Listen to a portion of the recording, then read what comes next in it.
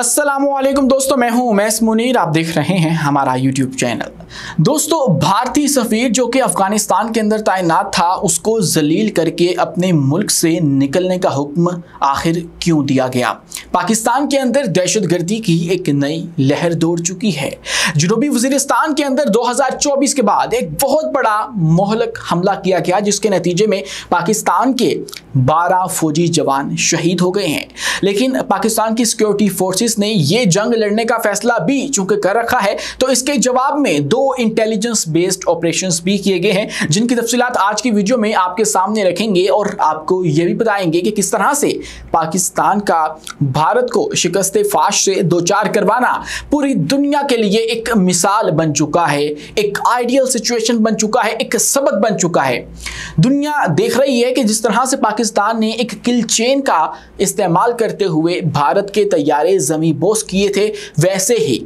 हम लोग भी उसी स्ट्रेटजी के ऊपर काम करके अपनी जो एयरफोर्स है उसको भी मजबूत कर सकते हैं। और ये कोई छोटे मोटे ममालिक नहीं, मैं बात कर रहा हूं अमेरिका की, जिनकी एयरफोर्स के एक जनरल और एक अहम तरीन सरबराह, जिनका इंटरव्यू इस वक्त वायरल हो रहा है, उनकी जानिब से ये बात सामने आई है कि अगर हमने चीन का मुकाबला करना है तो हमें पाकिस्तान वाली जो स्ट्रेटजी है वो अपनानी होगी। ये क्या माजरा है, आज की वीडियो में ये भी आपके सामने रखेंगे और आपको ये भी बताएंगे कि किस तरह से अब मुस्लिम उम्मा के अहम तरीन लीडर एक बैठक करने जा रहे हैं और ये बैठक जल्द ही होगी। शायद कल जब आप ये वीडियो देख रहे हों तो ये बैठक हो चुकी हो और उसके अंदर कुछ अहम तरीन फैसले होंगे। वो फैसले क्या हो सकते हैं, उनकी इम्प्लीकेशंस क्या होंगी, इस बैठक की, इस मिल बैठने का क्या नतीजा निकल सकता है, आज की वीडियो में हकीकत आपके सामने रखेंगे। लेकिन उससे पहले हमारी आपसे दस्तबस्ता गुजारिश है कि इस चैनल को लाइक कीजिए, सब्सक्राइब कीजिए और बेल आइकन को लाजमी दबा दीजिए ताकि हर नई आने वाली वीडियो आप तक बर वक्त पहुंच सके। दोस्तों, बात करते हैं पाकिस्तान के अंदर होने वाली एक जंग की, और उसके अंदर फिर हमारे ISPR ने एक बयान जारी किया है और उसके अंदर उसने बताया कि पाकिस्तान की जो सिक्योरिटी फोर्सेस हैं उन्होंने 2 ऑपरेशंस रिसेंटली सरंजाम दिए हैं और वो तमाम के तमाम जो है वो इंटेलिजेंस बेस्ड ऑपरेशंस थे। अब उसके अंदर 35 खारजी बताया जा रहा है कि हलाक हो चुके हैं। जो 22 खारजी हैं वो बाजोड़ के अंदर ऑपरेशन के बाद हलाक हुए हैं, और जनूबी वजीरिस्तान जहां पे मैंने आपको शुरू में हमला बताया हुआ है, बहुत बड़ा हमला हुआ है, वहां पर 13 के करीब जो खारजी हैं वो हलाक कर दिए गए हैं। ये जनूबी वजीरिस्तान वाला जो हमला है वो उसके बाद रिपोर्ट हुआ जब ये बताया गया कि 4 नई पोस्टें हमारी जो सिक्योरिटी फोर्सेस हैं उन्होंने जनूबी वजीरिस्तान के अंदर कायम की हैं, और बदर वैली के अंदर ये तमाम तर मामला हुआ तो तब जो वहाँ के खारजी हैं, TTP के करिंदे हैं, उन्होंने घात लगाकर हमारे सिक्योरिटी फोर्सेस के ऊपर हमला किया और उसके नतीजे में हमारे 12 जो फौजी जवान हैं वो शहीद हो गए और 4 के करीब जख्मी हो चुके हैं। और बहुत ही शदीद किस्म की जो झड़प है वो भी हुई है, फ़ज़ाई हमले हुए हैं और ज़मीनी झड़पें भी दोनों बताई जा रही हैं कि हुई हैं, और इसकी जिम्मेदारी भी TTP ने कबूल कर ली है। और चूँकि वहाँ पर इनके जो पंजे हैं वो मजबूत होते चले जा रहे थे, इन्होंने वहाँ पर अपनी प्रेजेंस को जो है वो बढ़ा दिया था, तो इसीलिए वहाँ पर नई चेक पोस्टें भी बनाई गई और उसके बाद फिर ये हमला जो है वो हुआ और उसके नतीजे में ये तमाम तर जो क्लैश है वो हमें देखने को मिला है। इसके बाद दिसंबर 2024 का बताया जा रहा है कि उस हमले के बाद ये सबसे बड़ा हमला है जो कि जनूबी वजीरिस्तान के अंदर हुआ है। अब जो हालिया इतलात हैं उसके मुताबिक लकी मरवत के अंदर भी एक ड्रोन अटैक हुआ है, उसके अंदर भी कुछ शहादतों की खबरें आ रही हैं, तो ये इंतहाई अफसोसनाक है। एकदम से इतने हमले हो जाना, रिसेंटली भी बहुत तेज़ हमले जो हैं वो बन्नू के अंदर आपको भूलना नहीं चाहिए, जहाँ पे आज हमारे प्राइम मिनिस्टर भी पहुंच चुके हैं। वो वाला हमला जिसके अंदर हमारे मेजर अदनान शहीद हुए हैं,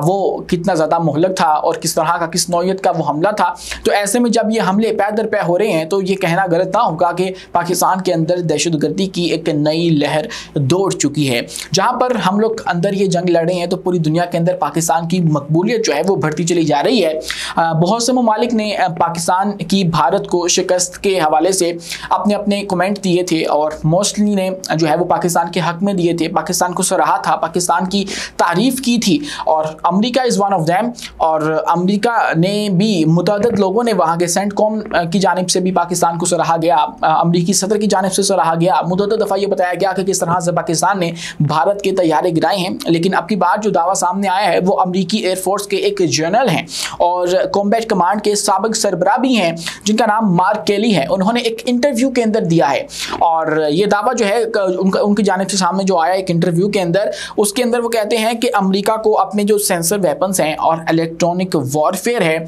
उसकी बहुत ज़्यादा अशद ज़रूरत है, उसको तेज़ करने की, उसको मजबूत करने की ज़रूरत है, और एक किल चेन जो है वो भी हमें बनाने की ज़रूरत है, और उस वाली जो स्ट्रेटजी है किल चेन वाली उसके ऊपर काम करने की ज़रूरत है, जो कि पाकिस्तान ने रिसेंटली भारत के ख़िलाफ़ इस्तेमाल की है, ताकि जो पाकिस्तान को फतह नसीब हुई है हमें भी चीन के मुकाबले में वो फतह नसीब हो सके, क्योंकि चीन जो है वो दिन दुगनी रात चुगनी तरक्की करता चला जा रहा है। उनके रिसेंटली जो मिलिट्री परेड के अंदर नए हथियार सामने आए हैं, लेजर वेपन सामने आए हैं, उसने पूरी दुनिया को हिलाकर रख दिया है। तो ऐसे में अमेरिका भी खौफजदा है, वो कह रहे हैं कि अब हमें भी जो long range kill chain architecture है उसमें तेज तरीन बेहतरी जो है वो करनी चाहिए। और मई की पाक भारत जंग में पाकिस्तान के पास ये जदीद निज़ाम था जबकि हिंदुस्तान के पास नहीं था, जिसका नतीजा ये निकला कि हिंदुस्तान के तैयारे ज़मीं बोस हो गए जबकि पाकिस्तान का एक भी फ़ज़ाई नुकसान नहीं हो सका था। और अब देखिए कि पाकिस्तान की ये तमाम जो स्ट्रेटजी है जिसके अंदर हमारा साब अवैक्स तैयारा इस्तेमाल हुआ था, जिसके अंदर हमारा PL-15 इस्तेमाल हुआ था, J-10C इस्तेमाल हुआ था, हमने आपको तभी बता दिया था कि पाकिस्तान ने एक ऐसा रिकॉर्ड कायम किया है, एक ऐसी मिसाल रकम की है जिसको दुनिया गए वक्तों तक याद रखेगी और उसको फॉलो करती रहेगी। आने वाले वक्तों के अंदर जो स्ट्रेटजी इस्तेमाल होने वाली है वॉरफेयर स्ट्रेटजी, वो पाकिस्तान की होने वाली है। ABC स्ट्रेटजी हमने डिटेल में एक्सप्लेन की थी, वो वीडियो आप जाकर देख सकते हैं। ये वही वाली स्ट्रेटजी है और जिसको अब अमेरिका भी जो है वो अपनाने की कोशिश कर रहा है, और उनकी अमेरिकी एयरफोर्स के एक जनरल की जानिब से ये बयान जो है वो इंतहाई इंपॉर्टेंट है। दोस्तों मजीद बात करें तो जो अफगानिस्तान के अंदर भारतीय सफीर को निकाला गया है, ना सिर्फ निकाला गया है बल्कि उसे एक नापसंदीदा शख्स करार देकर अपने मुल्क से निकलने का हुक्म दिया है। मैं बात कर रहा हूं हरेश कुमार की, जो कि इंडिया के सफीर थे अफगानिस्तान के अंदर। अब उनके ऊपर इल्ज़ाम ये लगाया गया है कि उन्होंने जो तालिबान मुखालिफ कुव्वतें हैं उनके साथ मेल मुलाकातें रखी हैं और उनके साथ वो तकरीबकारियाँ कर रहे हैं, तो इसलिए अब उनको हुक्म दिया गया है कि आप जो हैं वो यहाँ से निकल जाएं, और शायद उनकी जगह फिर इंडिया का जो एक और सफ़ीर है वो अफगानिस्तान के अंदर आएगा। जहाँ पर ये हो रहा है वहीं पर बात कर लेते हैं इजराइल कतर जंग की, जिसके अंदर अब नई पेशरफ्त ये है कि एक तो कतरी वज़ीर आज़म जो हैं वो अमरीकी सदर से मिले हैं, और दूसरी जानिब जो मुस्लिम उम्मा है उसके अहम तरीन लीडर कल दोहा के अंदर इकट्ठे होंगे, और एक तो कतर के साथ इजहार यकजहती किया जाएगा। सबसे पहले जो गल्फ़ कंट्रीज़ के आम तरीन लीडर्स हैं उन्होंने भी मुलाकातें की हैं कतर आके, दोहा के अंदर आकर, और अब जो है वो तुर्की के जो वज़ीर ख़ारजा हैं वो भी आएंगे, ईरान के जो सदर हैं मसूद पेज़ेश्कियान वो भी दोहा आएंगे, और आकर जो है वो एक पैगाम तो दिया जाएगा, लेकिन इसके अंदर एक मुसवदा जो है वो तैयार किया जाएगा, और वो मुसवदा जो है वो सरबराहाने जो ममलिकत आएंगे पीर के रोज़ जब ये इजलास होगा तो उसके अंदर पेश किया जाएगा उनके सामने। लेकिन उससे पहले वज़ीर ख़ारजा का भी एक इजलास है जिसके लिए ये जो अरब कंट्रीज़ हैं और बड़ी बड़ी कंट्रीज़ हैं ये आएंगी, और इसके अंदर फिर फ़लस्तीन की जो अक़वाम मुत्तहिदा के अंदर मुकम्मल रुकनीत है उसके हवाले से स्ट्रेटजी को सोचा जाएगा, और ये भी सोचा जाएगा कि इसराइल को जवाब हमने किस तरह से देना है।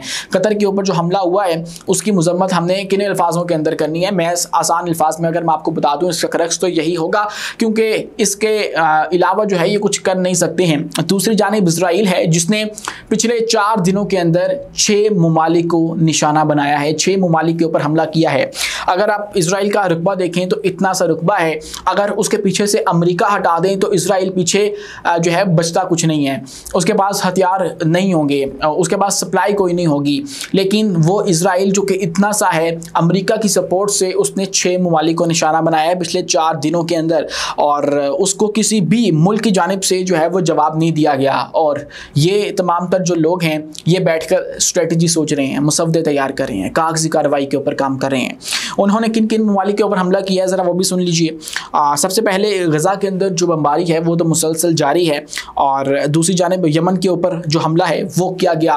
और उसके बाद लुबनान के ऊपर हालांकि वहाँ उनका सीज़ फायर हो चुका है, वहाँ पर भी उन्होंने हमला कर दिया, और हमला करके 5 के करीब जो अफराद हैं उनको शहीद कर दिया। और उसके अलावा मज़ीद बात करें तो शाम के ऊपर भी एक हमला जो है वो हो चुका है। पीर की रात देर गए इजरायली जंगी जहाज़ों ने शाम पर हमले किए हैं, और हमस में फ़ज़ाइया का जो बेस है उसको निशाना बनाया है और लास्किया के करीब जो फौजी बैरक है उसको निशाना बनाया है। एनी शाहिदीन के मुताबिक हमस में ज़बरदस्त धमाके हुए।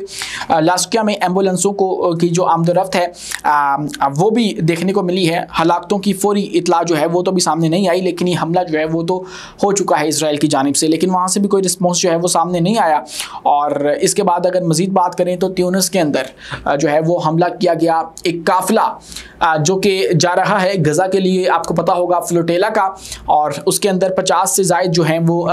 कश्तियाँ शामिल हैं इस बहरी बेड़े के अंदर, और वो कश्तियाँ अपने अंदर अमदादी सामान लेकर गज़ा पहुँच रही हैं। उनका मकसद ये है कि इजरायली हसार को ख़त्म करके गज़ा के अंदर जो मासूम लोग बेघर हो चुके हैं, जिनके ख़ानदानों के ख़ानदान लूट चुके हैं, उनकी मदद की जाए, उनको वापस जो है ये महसूस करवाया जाए कि आप लोग भी इंसान हो और आप लोग भी हमारी तरह सांस लेते हो, आप लोगों की कोई गलती नहीं है और मुश्किल आप लोगों के ऊपर है तो आपके साथ हम लोग भी खड़े हैं। सिर्फ इसलिए वो वहाँ पर जा रहे हैं और उसके अंदर 44 ममालिक के मंदोमीन शामिल हैं और उसके अंदर पाकिस्तान की तरफ से जो हमारे सेनेटर हैं मुश्ताक अहमद खान साहब वो भी जा रहे हैं और उसके ऊपर फिर हमला किया गया। एक फैमिली बोट है इसके अंदर जो कि मरकज़ी इस तमाम तर काफिले की कश्ती है उसको निशाना बनाया गया। एक ड्रोन अटैक उसके ऊपर रिपोर्ट हुआ है और मुमकिन तौर पर यह इसराइल की जानिब से है, जहाँ पर वो एक अमदादी सामान ले जाने वाला जो काफिला है उसको नहीं छोड़ा। दूसरी जानिब ये बड़ी बड़ी जो कुव्वतें हैं 56 से 57 इस्लामी ममालिक हैं, ये क्या कर रहे हैं, ये बैठकर तैयारी कर रहे हैं कि हमने मजम्मत किन अल्फाज के अंदर करनी है, हमने किस प्लेटफॉर्म के ऊपर इसराइल को जो है वो जवाब देना है। और वो क्या करते हैं, वो अमली कार्रवाई करते हैं, वो अपने जहाज़ों का इस्तेमाल करते हैं, वो बमबारी करते हैं, वो मिसाइल दाग देते हैं, वो 2 दफ़ा सोचते नहीं हैं। लेकिन दूसरी जानिब ये है, ये एक तलख हकीकत है मुस्लिम उम्मत की जो कि आप सबको पता होनी चाहिए। आज के लिए इतना ही। अपने मेज़बान उमैस मुनीर को दीजिए इजाज़त, मिलते हैं अगली वीडियो में किसी नई मालूमात के साथ। शुक्रिया, अल्लाह हाफ़िज़।